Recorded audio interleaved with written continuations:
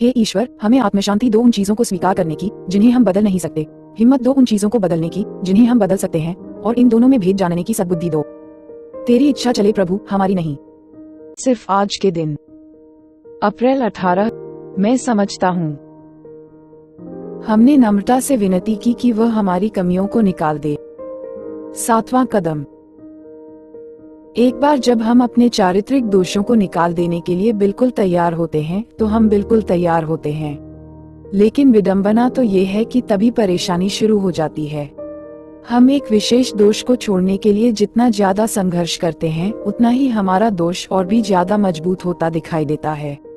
ये सच्चा विनम्र एहसास होता है कि हम सिर्फ अपने नशे पर ही शक्तिहीन नहीं है, बल्कि हम अपने चारित्रिक दोषों पर भी शक्तिहीन हैं।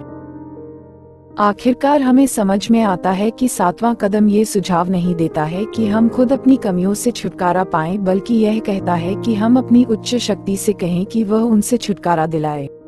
हमारी दैनिक प्रार्थना का केंद्र बिंदु बदलना शुरू हो जाता है, यह मानते हुए कि हम अपने आप को परिपूर्ण करने में अयोग्य हैं।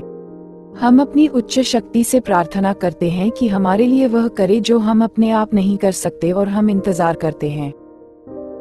कई दिनों तक हमारा कार्यक्रम 7वें कदम पर ही अटका रहता है। हमें अचानक पूरे दोषों से छुटकारे का अनुभव नहीं होता, लेकिन हम कई बार अपने और दूसरे के नजरिए से थोड़ा सा बदलाव महसूस करते हैं। अपने 7वें कदम की आंखों से हम अपने आसपास के लोगों को कम आलोचना के रूप में देखना शुरू करते हैं। हम जानते हैं कि उनमें से कई हमारी तरह दोषों से लड़ रहे थे, जिनसे वह दिल से छुटकारा पाना चाहते हैं। हम ये भी जानते हैं कि हमारी ही तरह वे भी अपने दोषों पर शक्तिहीन हैं। हम सोचते हैं कि क्या वे भी विनम्रता से प्रार्थना करते हैं अपने दोषों को हटाने के लिए। हम विनम्रता से उत्पन्न हुई समानुभूति से दूसरों का मूल्यांकन करना शुरू कर देते हैं। जैसा कि हमने अपना मूल्यांकन करना सीखा तो हमें विनम्रता के कारण तदानुभूति होती है।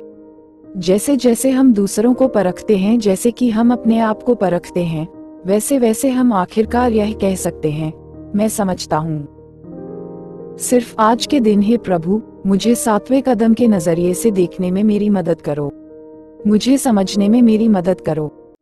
हे ईश्वर, हमें आत्मशांति दो उन चीजों को स्वीकार करने की जिन्हें हम बदल नहीं सकते, हिम्मत दो उन चीजों को बदलने की जिन्हें हम बदल सकते हैं, और इन दोनों में भेद जानने की सद्बुद्धि दो। तेरी इच्छा चले प्रभु, हमारी नहीं। Thanks for watching.